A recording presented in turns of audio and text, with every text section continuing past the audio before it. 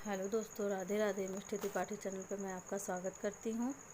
आज मैं आपको नवरात्रि के बारे में बताने वाली हूँ। ब्राह्मणी के वचन सुन माँ दुर्गा ने कहा, हे ब्राह्मणी, मैं तुम्हें संपूर्ण पापों को दूर करने वाले नवरात्र व्रत की विधि बतलाती हूँ। चैत्र मास के शुक्ल पक्ष की प्रतिपदा से लेकर 9 दिन तक व्रत करें। यदि दिन भर का व्रत ना कर सकें तो एक समय भोजन करें। ब्रह्माणी के वचन सुन माँ दुर्गा ने कहा, हे ब्रह्माणी, मैं तुम्हें संपूर्ण पापों को दूर करने वाले नवरात्र व्रत की विधि बतलाती हूँ।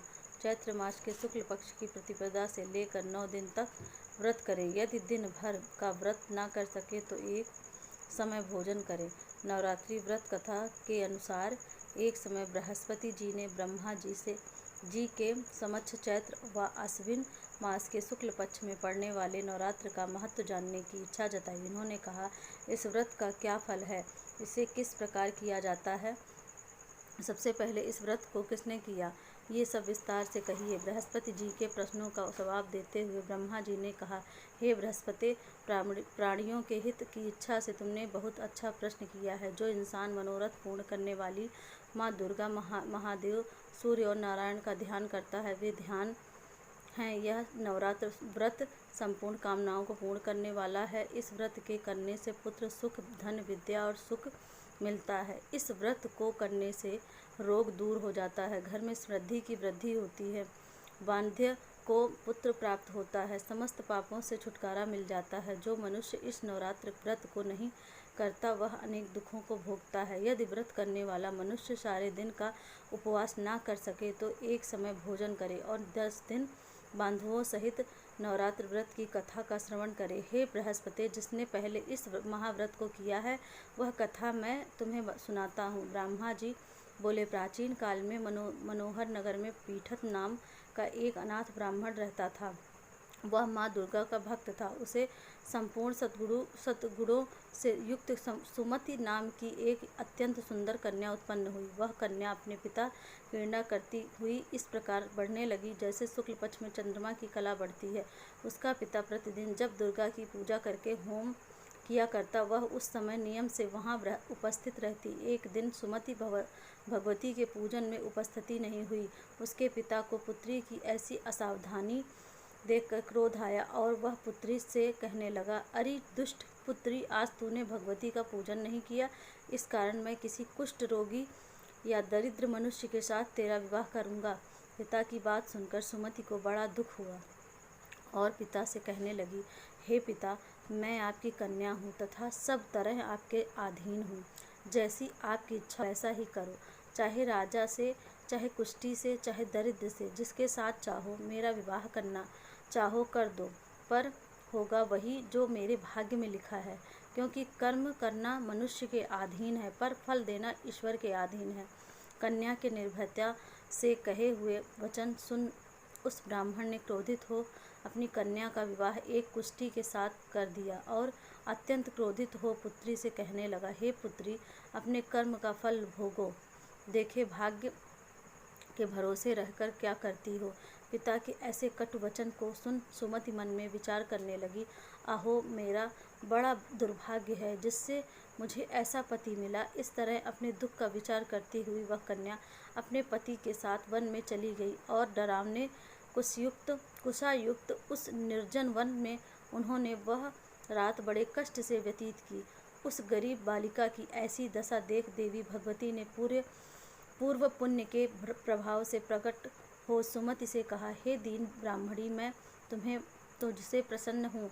तुम जो चाहो सो वरदान मांग सकती हो। भगवती दुर्गा का यह वचन सुन ब्राह्मणी ने कहा, आप कौन हैं, वह सब मुझसे कहो। ब्राह्मणी का ऐसा वचन सुन देवी ने कहा कि मैं आदिशक्ति भगवती हूँ और मैं ही ब्रह्मा विद्या और सरस्वती हूँ। प्रसन्न होने पर मैं प्राणियों का दुख दूर कर उनको सुख प्रदान करती हूँ। हे ब्राह्मणी, मैं तुझ पर तेरे पूर्व जन्म के पुण्य के प्रभाव से प्रसन्न हूँ।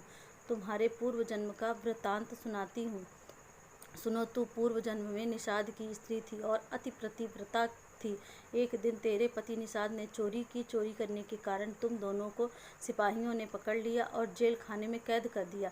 उन लोगों ने तुझको और तेरे पति को भोजन भी नहीं दिया।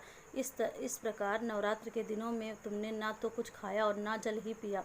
इस प्रकार 9 दिन तक नवरात्र का व्रत हो गया। हे ब्राह्मणी, उन दिनों में जो व्रत हुआ, इस व्रत के प्रभाव से प्रसन्न होकर मैं तुझे मनोवांछित वर देती हूँ। तुम्हारी जो इच्छा हो सो मांगो। इस प्रकार दुर्गा के वचन सुन ब्राह्मणी बोली, अगर आप मुझ पर प्रसन्न हो तो हे दुर्गे, मैं आपको प्रणाम करती हूँ। कृपा करके मेरे पति को कोढ़ दूर करो। देवी ने कहा, उन दिनों तुमने जो व्रत किया था, उस व्रत का एक दिन का पुण्य पति को कोढ़ दूर करने के लिए अर्पित करो। उस पुण्य के प्रभाव से तेरा पति ठीक हो जाएगा। इस प्रकार देवी के वचन सुन वह ब्राह्मणी प्रसन्न हुई और पति को निरोग करने की इच्छा से जब उसने तथास्तु ठीक है ऐसा वचन कहा, तब उसके पति का शरीर भगवती दुर्गा की कृपा से कुष्ठ रोग से रहित हो गया। वह ब्राह्मणी पति को देख देवी की स्तुति करने लगी। हे दुर्गे, आप दुर्गति को दूर करने वाली, तीनों लोगों को हरने वाली, समस्त दुखों को दूर करने वाली, रोगी मनुष्य को निरोग करने वाली, प्रसन्न हो मनोवांछित वर देने वाली, दुष्टों का नाश करने वाली, जगत की माता हो। हे अम्बे, मुझ निरपराध अबला को मेरे पिता ने कुष्ठी मनुष्य के साथ विवाह कर घर से निकाल दिया। पिता से तिरस्कृत निर्जन वन में विचर रही हूँ। आपने मेरा इस विपदा से उद्धार किया है। हे देवी, आपको प्रणाम करती हूँ, मेरी रक्षा करो। उस ब्राह्मणी की ऐसी स्तुति सुन देवी बहुत प्रसन्न हुई और ब्राह्मणी से कहा, हे ब्राह्मणी, तेरे उदालय नामक अति बुद्धिमान, धनवान, कीर्तिवान पुत्र शीघ्र उत्पन्न होगा। ऐसा वर देकर देवी ने ब्राह्मणी से फिर कहा कि और जो कुछ तेरी इच्छा है वह मांग ले। सुमति ने कहा कि हे भगवती दुर्गे, अगर आप मुझ पर प्रसन्न हैं तो कृपा मुझे नवरात्र व्रत की विधि का विस्तार से वर्णन करें। ब्राह्मणी के वचन सुन माँ दुर्गा ने कहा, हे ब्राह्मणी, मैं तुम्हें संपूर्ण पापों को दूर करने वाले नवरात्र व्रत की विधि बतलाती हूँ। चैत्र मास के शुक्ल पक्ष की प्रतिपदा से लेकर 9 दिन तक व्रत करें। यदि दिन भर का व्रत ना कर सके तो एक समय भोजन करें। शुभ मुहूर्त में घट स्थापन करें और वाटिका बनाकर उसको प्रतिदिन जल से सींचें। महाकाली, महालक्ष्मी और महासरस्वती की मूर्तियां स्थापित कर उनकी विधि सहित पूजन करें। बिजौरा के फल से अर्घ देने से रूप की प्राप्ति होती है। जायफल से अर्घ देने पर कीर्ति, दाख से कार्य की सिद्धि होती है। आंवले से सुख की प्राप्ति और केले से अर्घ देने से आभूषणों की प्राप्ति होती। इस प्रकार पुष्पों व फलों से अर्घ देकर व्रत समाप्त होने पर 9वें दिन विधि विधान हवन करें। खांड, घी, गेहूँ, शहद, जौ, तिल, बिल्व, बेल, नारियल, दाख और कदम्ब जैसी विभिन्न सामग्रियों से हवन करें। आंवले से कीर्ति की और केले से पुत्र की, कमल से राज सम्मान की और दाखों से संपदा की प्राप्ति होती है। खांड, घी, नारियल, शहद, जौ और तिल तथा फलों से होम करने से मनवांछित वस्तु की प्राप्ति होती है। व्रत करने वाला मनुष्य इस विधि विधान से होम कर आचार्य को अत्यंत नम्रता के साथ प्रणाम करे और यज्ञ की सिद्धि के लिए उसे दक्षिणा दे।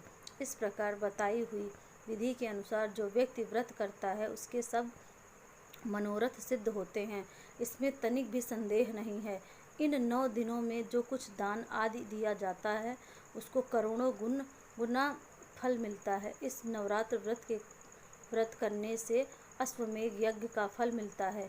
हे ब्राह्मणी, इस संपूर्ण कामनाओं को पूर्ण करने वाले उत्तम व्रत को तीर्थ, मंदिर अथवा घर में विधि के अनुसार करें। ब्रह्मा जी बोले, बृहस्पति जी से बोले। इस प्रकार ब्राह्मणी को नवरात्रि व्रत विधि बताकर देवी अंतर ध्यान हो गई। अतः जो मनुष्य या स्त्री इस व्रत को भक्तिपूर्वक करता है वह इस लोक में सुख प्राप्त कर अंत में मोक्ष की प्राप्ति करता है। ब्रह्मा जी बृहस्पति जी से कहते हैं कि यह इस दुर्लभ व्रत का महात्म्य है जो मैंने तुम्हें बताया है।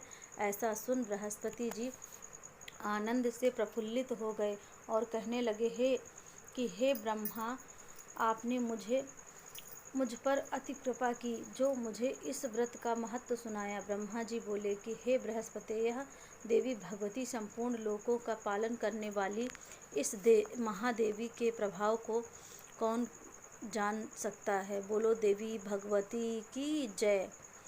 हेलो दोस्तों, राधे राधे। मिष्टी त्रिपाठी चैनल पे मैं आपका स्वागत करती हूँ। कैसा लगा ये मेरी माँ दुर्गा की नवरात्रि व्रत कथा। प्लीज़ ऐसी व्रत कथाएँ जानने के लिए, नवरात्रि के बारे में जानने के लिए प्लीज़ कमेंट बॉक्स में ज़रूर बताइएगा। और मेरी ये कथा कैसे लगी प्लीज़ बेल आइकॉन को प्रेस कर दीजिए ऐसी कथाएँ सुनने के लिए। राधे राधे।